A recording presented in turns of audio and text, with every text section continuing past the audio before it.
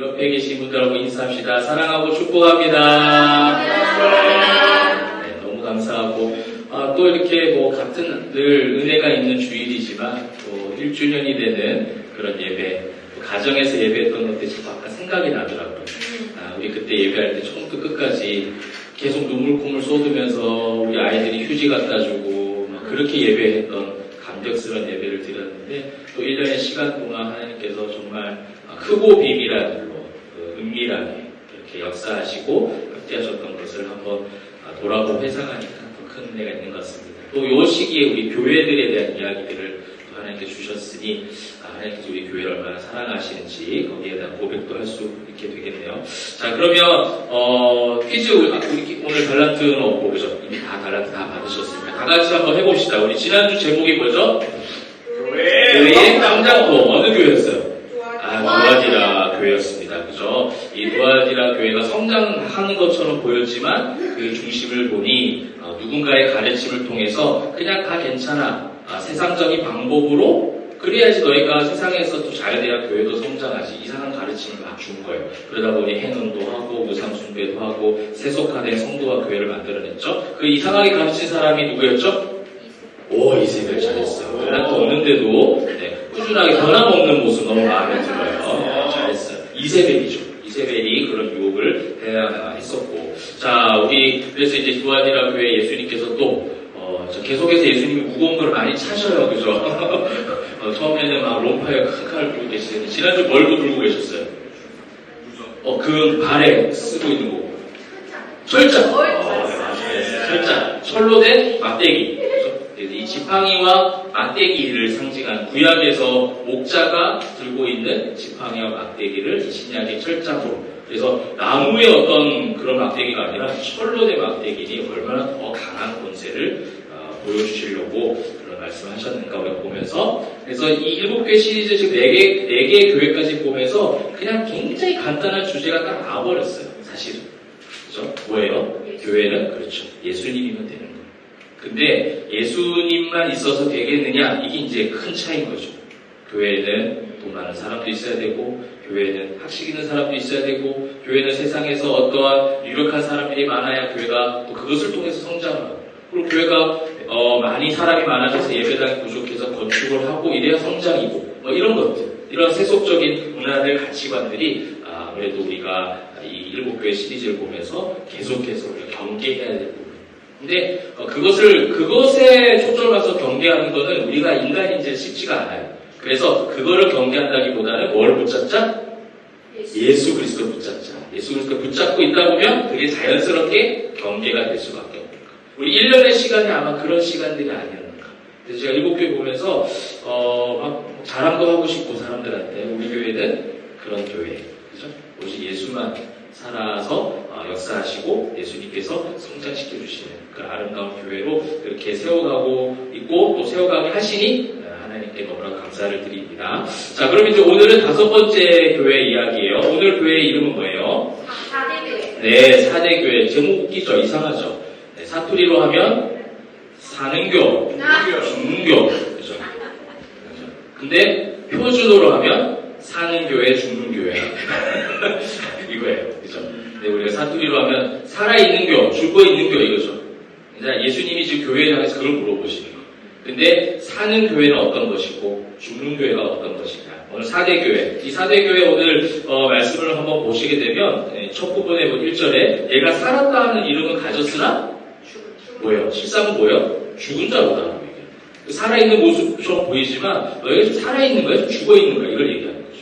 우리가 이렇게 주일 예배하고 활발하게 교회 사역들 하고 성도들이 많이 모이고 한다고 해서 그 교회가 살아있다라고 말할 수가 없다라는 거예요. 그게 어떤 궁극적 기준이 아니라 뭐가 기준이냐? 아까 처음에 말씀드렸던 것처럼 그 교회와 그 성도의 마음속에 예수가 있느냐. 그렇죠? 그 예수 그리스도를 통해서 살아있는 것인데 이 교회가 지금 그것이 없다는 거예요. 그러니까 어떻게 보면 이 모든 7교회 시리즈를 보면 정체성에 대한 부분을 계속해서 지금 다루고 있는 거예요.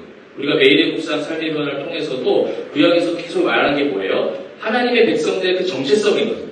그거를 자꾸만 잃어버리니까 세상의 것을 의지하고 세상의 것을 의지하고 문화를 받아들이다 보니 우상숭배할 수밖에 없죠. 행음할 수밖에 없는 거예요. 그러니까 하나님의 자녀에서 자꾸 떠나버리는 것이죠. 하나님은 끝까지 계속 견인하면서 우리를 붙들고 계시잖아요. 뭐를 깨닫기를 원하시는 거죠? 예수님을 보내신 이후에 예수 믿는 하나님의 자녀가 되었다.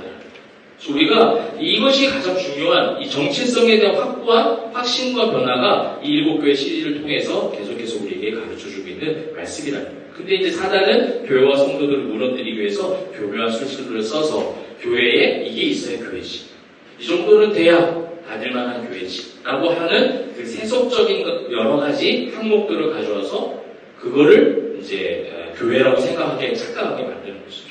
되게 굉장히 웃긴 이야기인데요. 제가 이제 부산에서 사역을 하다가 서울에 갈 때, 부산에서 사역했던 교회 이제 환경들이 좀 열악했어요. 우리 아시는 분들 좀 아시잖아요. 그죠? 그 교회 시설과 환경들이 너무 열악하고 막 하니까, 그리고 혼자서, 사실은 교육자 역할, 그 다음에 관리, 교회 관리 집사님들 보통 있죠, 교회에. 그 관리하는 그런 역할도 막 하고 하니까 좀 힘이 들었어요. 그래서, 교회를 갈 때, 물론 이제 겉으로는 제자 훈련을 배울 수 있는 교회, 이렇게 하지만, 속으로 또 뭐가 있냐면, 봉고차도 상태가 항상 안 좋았어요, 제가 있었던 부산 교회는. 그래서 스타레스 있는 교회, 좀 상태 좋은 봉고차 있는 교회, 관리 집사님 있는 교회, 이렇게 생각해요.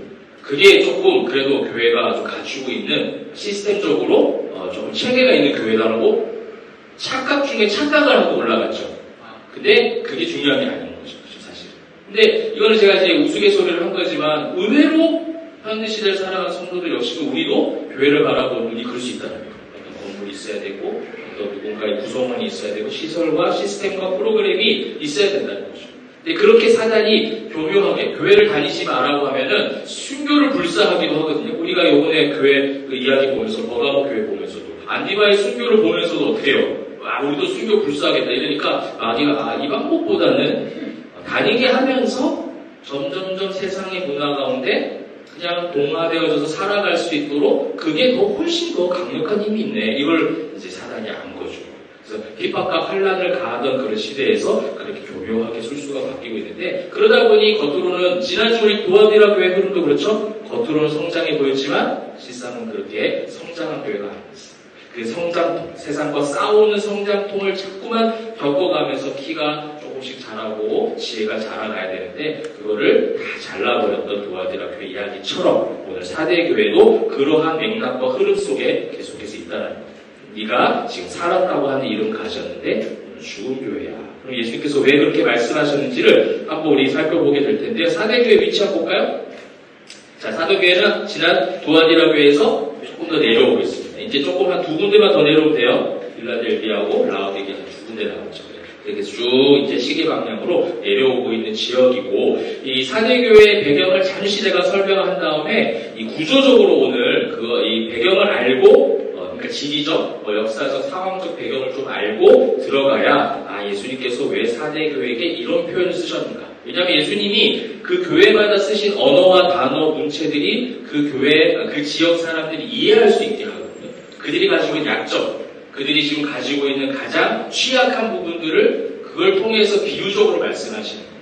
그러니까 이게 요한계시록이 그런 어떤 문체와 그런 특징이 있어요. 이걸 묵시록이라고 하잖아요. 우리 지금 다니엘에서 매일 묵상하고 있죠. 제가 묵시록에 대해서 잠시 설명했죠. 그 묵시록이라는 건 뭐예요? 감추어져 있던 것을 드러나게 하는 거예요.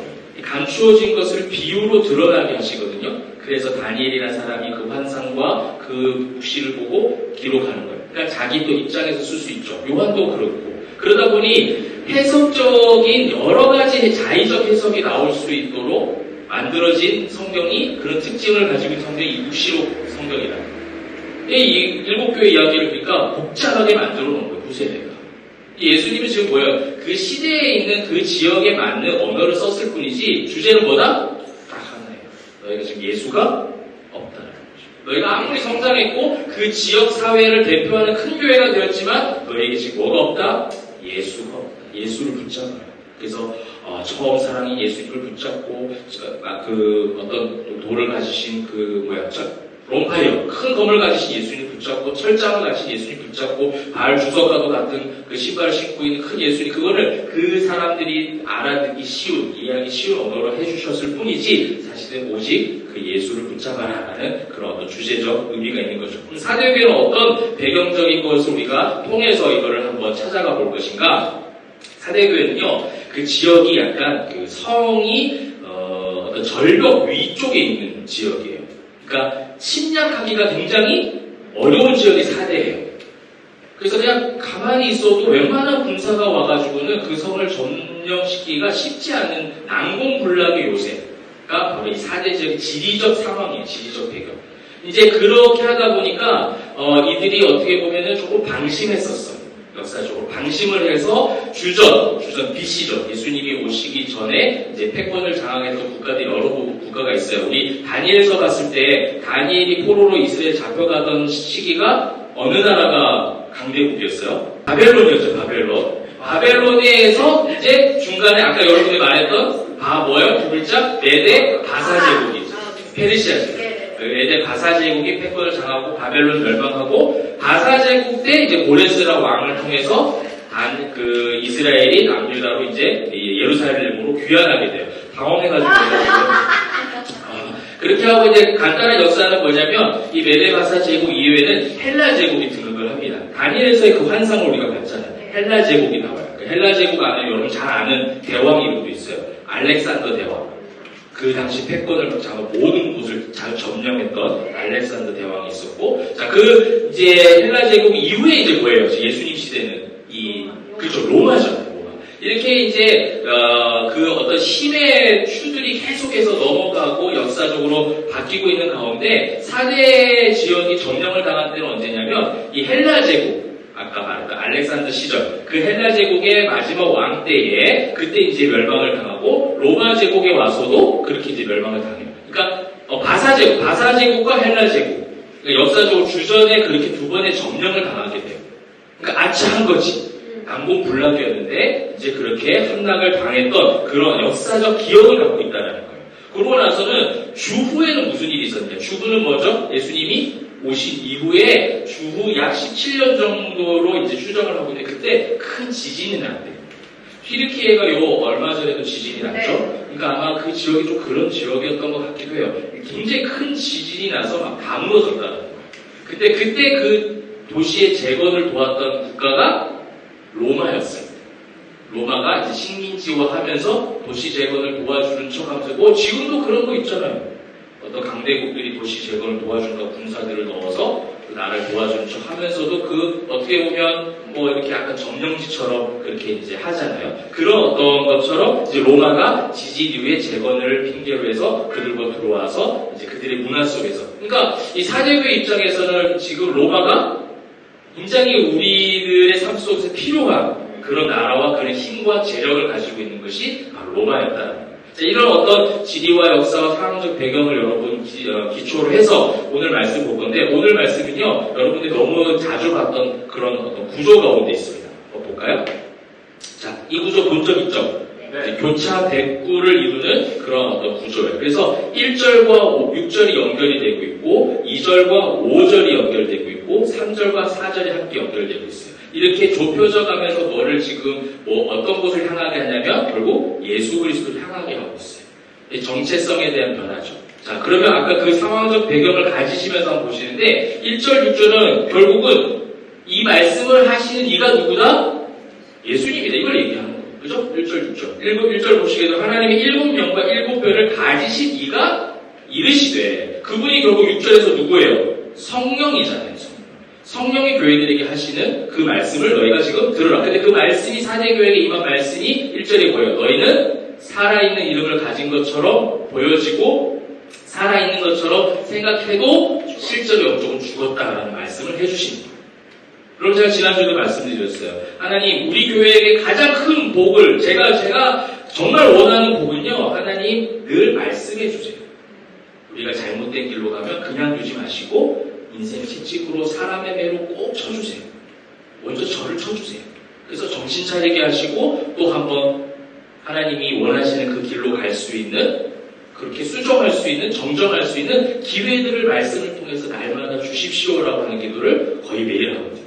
왜냐하면 내 자신이 우리는 인간인지라 또 인간이 모여있는 공동체 여기서 이제 더 많이 모이게 되면 그런 여러 가지 사단의 유혹과 공격이 있을 수 있기 때문에 하나님 말씀해달라는 거예요. 그래서 1절, 6절은 말씀하시는 이가 예수님이시고 그 말씀을 해주시는 분, 그분에 대해서 1절과 6절에서 말씀하고 있다면 이제 2절과 5절입니다. 여러분 성경책 보시면 되겠어요. 자, 2절 처음에 뭐라고 시작하고 있어요? 너는 일깨어. 이게 이제 역사적 배경과 뭐랑 연결될까요? 지금 너희가 지금 죽어 있다는 거죠. 깨어 있지 않다는 거예요. 깨어 있으라고 한 거죠. 아까 말한 것과 힌트가 있는 거예요. 난공불락이었죠. 그래서 아무도 쳐들어오지 못할 거야. 쿨쿨쿨 하는 거죠. 그냥 괜찮아. 우리는 지리적으로 이런 조건을 가지고 있잖아. 그러니까 어떠한 공격에도 우리는 이겨낼 수 있어. 아마 쳐들어오지 못할 거야. 했는데 두 번이나 점령당한 거죠. 이것을 지금 생각하게 만드는 거예요. 역사적으로 맞아. 우리도 그때 깨어있지 않았을 때 이런 일들이 있었구나. 이 단어 하나로 그들이 바로 알 수 있어요. 우리는 모르지. 우리는 그 상황을 모르니까 일깨어 하면 그냥 성경에서 깨어서 예수님 바라보라 하는 것처럼 보이지만 4대 지역 사람들이 듣기에는 깨어있지 못한 그 역사적 과오들. 우리나라도 그런 역사 있지 않아요? 국방력을 강화해서 상대국이 침략하는 것을 억제시키는 국방력을 강화해야 된다라는 역사적인 많은 조언들이 있었지만 왕들이 그 말 듣지 아니하고 그냥 향락을 취하다가 외세의 침범을 당하기도 하고 이런 역사들 있는 것처럼 똑같은 거죠. 그래서 일깨어 강도국의 침략, 이 난공불락인이 방심했던 과거의 과오들을 자꾸 기억나게 하는 거예요. 그래서 이 일깨어는 결국 무엇과 연결되는, 그것 때문에 일깨지 못했기 때문에 그들이 뭐 했어요? 패배했잖아요. 그래서 5절에 뭐라고 지금 시작되고 있어요? 그렇죠. 이기는 자눈으로 시작하는 거예요. 너희가 지금 일깨지 못했기 때문에 너희가 패배했다라는 거예요. 그러므로 깨어 있어야 되는데 이 깨어 있음이 과연 어떤 깨어 있음일까? 어떤 깨어 있음이 정말 너희가 살아 있어서 이기는 삶일까? 이거를 지금 연결해서 가르쳐 주고 있더라고요. 자, 그 다음에 이제 나온 게 뭐예요? 2절에 그 남은 바 죽게 된 것을 뭐하게 하라? 굳건하게 하라. 굳건하게 하라. 자, 이 굳건하다라는 것은 또 어떤 배경과 연결이 될까요? 아까 제가 침략당한 주전에 어떤 역사가 있고 주후에 지진이 있었죠. 지진이 있은 후에 누가 도와줬죠? 로마가 도와줬어요. 그러니까 그들이 지금 굳건하게 잡은 게 뭐다? 로마라는 거예요. 너희가 지금 잡고 있는 그게 로마, 굳건하게 잡고 있는 그 로마 때문에 너희는 영적으로 지금 뭐하다? 죽어 있다라는 거예요. 네가 지금 굳건하게 잡고 있는 거, 의지하는 게 뭐야? 네가 지금 따라가고 있는 거, 네가 목숨 걸고 따라가는 거, 그게 뭐야? 교회 생활하고 예배하는데 결국 삶 속에서는 로마가 있어야 우리나라가 재건이 돼. 그래서 로마를 붙잡고 있는 거예요. 우리 메일의 묵상 구약에 봤었던 것처럼 예수님께서 계속 선지서를 통해서 책망했던 게 뭐냐면 너희가 제사도 드리고 예배도 하고 절기도 지키고 다 하는데 너희는 결국 돌아서서 바알과 아세라를 붙잡았다는 거예요. 우상을 숭배했다는 거예요. 풍요의 신, 그걸 붙잡고 하나님을 온전하게 제사한 것이 아니라 모양만, 경건의 모양만 드렸던 그 모습과 계속해서 연결되는 거예요. 여러분, 이것이 아마 인간이 종교심을 가지고 종교 생활하는 모든 인간에게 오는 가장 중요한, 가장 큰 유혹인 것 같아요. 겉모습으로는 목사고 겉모습으로 예배하고 있지만 예배 삶은 아닌 것이. 이게 이제 하나님께서 우리에게 가르쳐 주시는 너무 중요한 교훈 중에 하나라는 겁니다. 그래서 굳건하다는 게 이 고정하다라는 게 있어요. 이 고정시킨다. 이게 헬라어 단어가 이 단어 의미가 쓰인 이유가 바로 그거라는 거예요. 지진이 나면 어떻게 해요? 고정이 안 되죠. 다 무너져 버리니까 고정시킨다라는 의미가 있는 거예요. 그러니까 이 사람들이 지금 잡고 있는 거는 지진의 영향으로 인해서 뭘 붙잡고 있다? 로마를 지금 붙잡고 있는 거예요.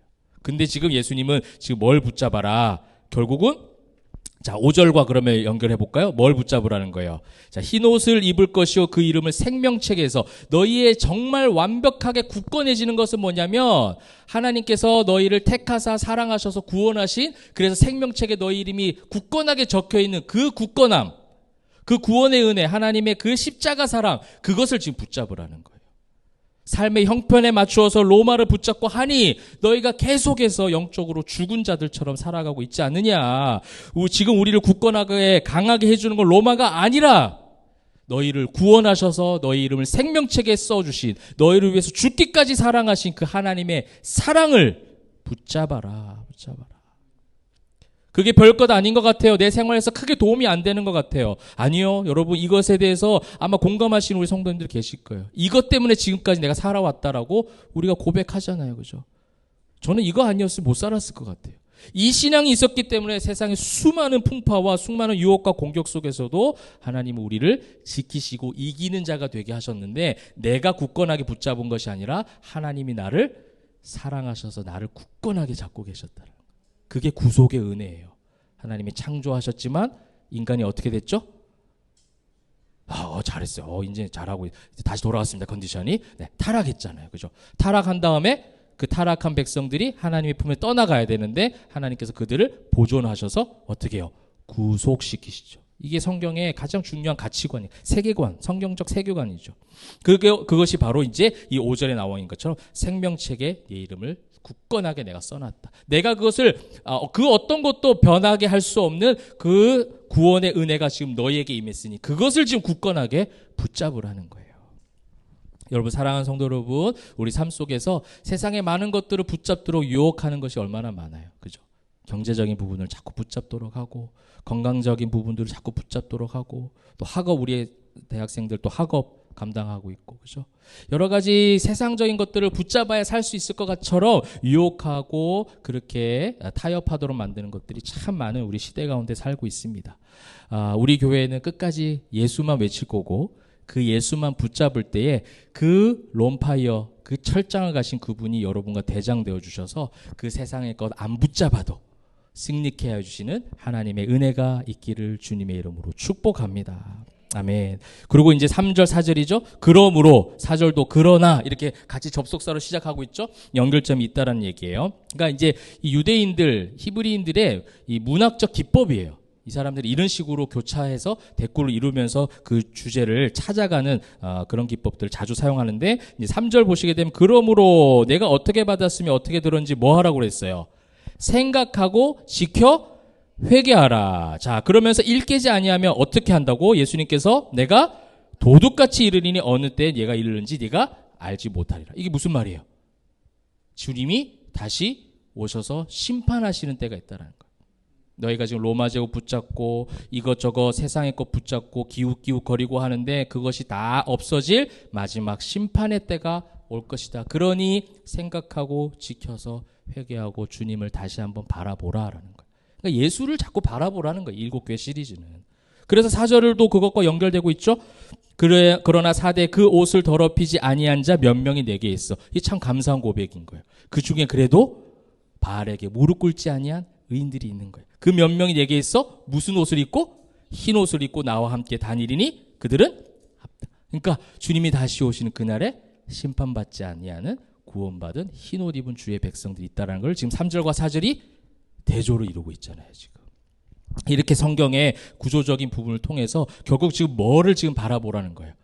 정말 심판주이신 만왕의 왕이시고 모두 우주 만물을 다스리시고 통치하시고 다스리시는 그 왕 대신 예수님이 우리를 택하셔서 생명책에 우리 이름을 쫙쫙 써 놓은 것처럼 우리도 굳건하게 그 주님을 붙잡고 마지막 때에 올 하나님의 구원의 은혜를 사모하면서 흰옷 입은 주의 백성으로 신부로서 살아가라. 그런 자, 그런 성도, 그런 하나님의 자녀들이 되어야지 자녀인 것처럼 예배하고 있지만 결국 세상에 가서 세속화된 삶을 살아갈 때 그거는 죽은 것과 다름없어. 너희가 생명력 있는, 내가 죽으면서까지 너희에게 생명을 줬잖아. 근데 왜 생명력이 없는 생활을 하고 있어? 왜 날마다 세상에 치여서 세상의 것에 두려워하면서 거기에 속박돼서 왜 살아가느냐? 나로 인해서 참된 자유를 얻어라. 내가 너에게 하나님의 자녀가 되는 이름과 권세를 주었다. 그 정체성에 대한 변화를 오늘 사대교회를 통해서 하나님께서 가르쳐주고 계시고 우리 교회에 주시는 말씀인 줄 믿습니다. 진짜 예수 믿는 성도 됩시다. 할렐루야. 아멘. 그래서 이제 마지막으로 한 번 더 이 원어적인 부분을 통해서 한번 정리를 하고 말씀을 한번 맺도록 하겠는데요. 한번 여기 한번 보여주실까요? 자, 헬라어 원어 뭐라고 돼 있어요, 제가? 우리 그리스인들 잘 하잖아요. 그죠? 네. 오노마예요. 오노마는 어떤 뜻을 굉장히 넓은 의미를 가지고 있어요. 보니까 사람이나 사물의 어떤 지칭한 이름이에요. 명성이기도 하고 평판이기도 하고. 그래서 이 오노마라는 단어가 오늘 구절에 아주 자주 나와요. 여러분 한번 찾아보세요. 자, 1절에 한번 나와 있어요. 1절에 어디예요? 우리 한글로 얘기하시면 돼요. 이름이잖아. 네가 살았다 하는 이름은 가졌으나 할 때 이 오노마가 사용되고 있어요. 자, 그 다음에 2절입니다. 2절. 죄송합니다. 네, 4절입니다. 4절. 4절에 뭐 어디 있어요? 앞에도 나왔어요, 이미. 네. 옷을 더럽히지 아니한 자, 그 사람, 한 개인을 지칭하는 거예요. 그 다음에 이제 나오는 게 5절에 많이 나오죠, 5절에. 이기는 자는 아니고 5절에서는 내가 그 이름을 생명체. 잘했어. 우리 유초등부 잘하고 있어요. 이제 다시 살아나고 있어요. 네. 그래. 그 이름을 생명체 결코 지우지 아니하고 또 나오죠. 2번이나. 그 이름을 내 아버지 앞과 그 천사들 앞에서. 근데 여러분 영어 한번 보세요. 앞에. 영어 1절의 이름은 reputation. 그죠? 그 다음에 4절은 뭐예요? individuals. 그죠? 개인의. 그 다음에 이제 5절은 우리가 잘 아는 이 이름. 네. 잘했어요. name이에요. 영어 성경은 이렇게 다르게 번역을 해놨어요.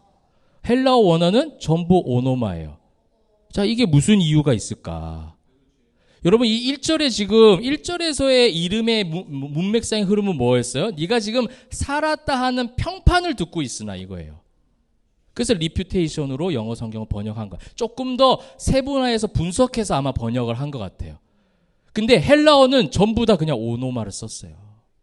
그러니까 너희가 지금 그런 평판을 듣고 있든 어찌됐든 간에 내가 너를 사랑하고 있다라는 개념이 오노마의 더 큰 의미라면 이 성경에서 우리가 이 영어 번역상의 어떤 구별을 통해서 우리는 느끼는 바는 있어야 되는 거예요.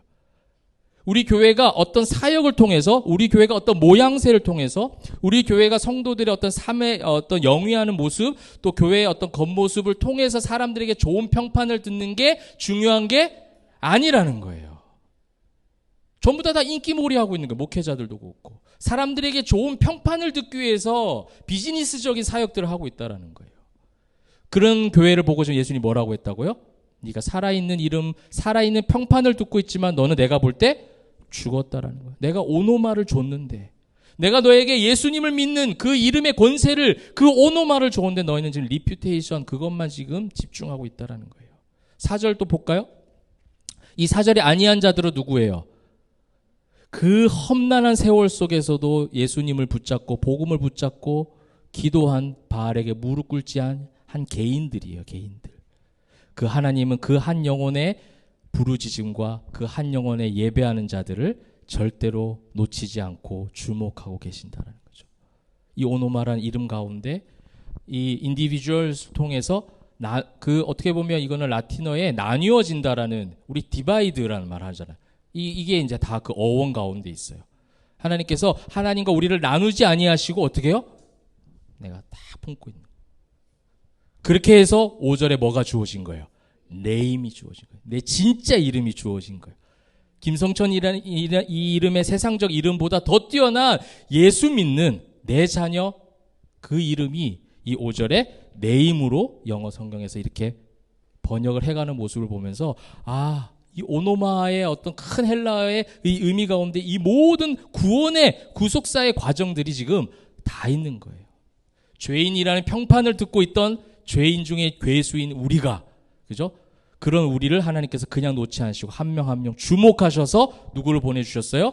아들 예수 그리스도를 보내주셨고, 그 예수 그리스도를 통해서 우리에게 하나님의 생명책에 쓰여지는 그 이름을 허락하셨다는 거예요. 할렐루야. 우리에게 그 이름이 있습니다. 이제 말씀의 결론을 맺으면서 저는 그러면서 딱 구약의 어떤 한 인물이 딱 떠올랐어요. 이거 맞추면 한 50달란트 줘야 될 것 같아. 네. 잠깐만 한번 시간을 드릴까? 한 10초 정도만? 구약. 네. 네. 구약 이름과 관련돼 있어요. 이름과. 맞출 것 같아서 다시 내가 10달란트로 낮출게요. 왠지 맞출 것 같아, 막 느낌에. 야곱, 이스라엘. 네, 정답. 10달란트. 다음 주에 10달란트 주십시오. 네. 절대로 이거는 그 주최 측의 농간이 아닙니다. 네. 저와 밀접한 관계에 있는 분이지만 저는 그런 대화는 하지 않아요. 네, 야곱이잖아요. 야곱이 어떤 사람이었어요? 늘 인간적인 계획과 술수와 자기의 열심으로 꾀로 살아왔던 그 이름이 바로 야곱이에요. 그래서 늘 평판에 리퓨테이션에 집중하던 사람이에요. 그래서 사랑하지 아니한 여인과도 결혼할 정도로, 그죠? 그래서 라헬을 얻을 줄 알았는데 레아를 얻게 하고, 그러면서 또 7년을 봉사해서 라헬을 얻어내고, 그래서 열심히 일하잖아요. 자기 평판을 위해서. 그게 야곱의 이름이었던 것 같아요. 근데 이제 형 에서를 만나러 고향으로 돌아온 길에 에서가 그 군사를 거니로 기다리고 있다는 소식을 듣고 뭐 벌벌벌 떠는 거죠. 그래서 야복강가에서 누구를 만나게 돼요? 천사를 만나서 씨름하게 되죠. 그러면서 이 고관절을 팍 부러뜨려요.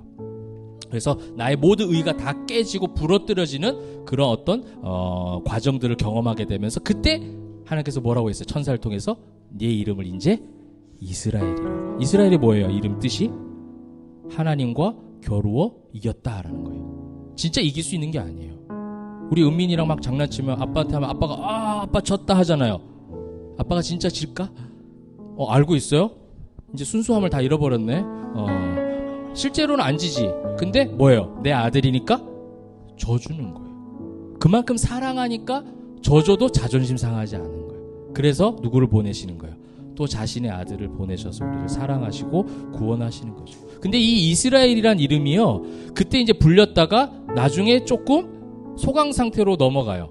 그 이름이 부르지 않고 계속 야곱이라 불리거든요. 근데 야곱이 가정에 어려운 일을 당하게 돼요. 딸이 어떤 범죄를 당하게 되고, 또 아들들이 범죄 행위를 저질러요. 하나님의 할례라는 방식을 통해서 범죄 행위를 저질러요. 그러고 나서 야곱이 아차에서 35장에 온 가정이 모여서 성경으로 개혁하는 일이 일어나요. 우리 의복들을 다 갈아입어라. 그리고 우리 집에 있는 이방 신상, 우상 것들을 다 버려라. 그럼 무슨 말이에요? 이스라엘이라는 이름을 얻었음에도 불구하고 그 이후에도 그 집안에 뭐가 있었다는 거예요? 우상이 여전히 있었다는 거예요. 그러면서 하나님께서 그때서야 그 이름을 내 힘이 되게 하시겠다라는 말씀을 창세기 35장 10절의 말씀을 주시는데, 이것을 마지막으로 읽고 우리 마무리하도록 하겠습니다. 한번 읽어볼게요. 자, 시작.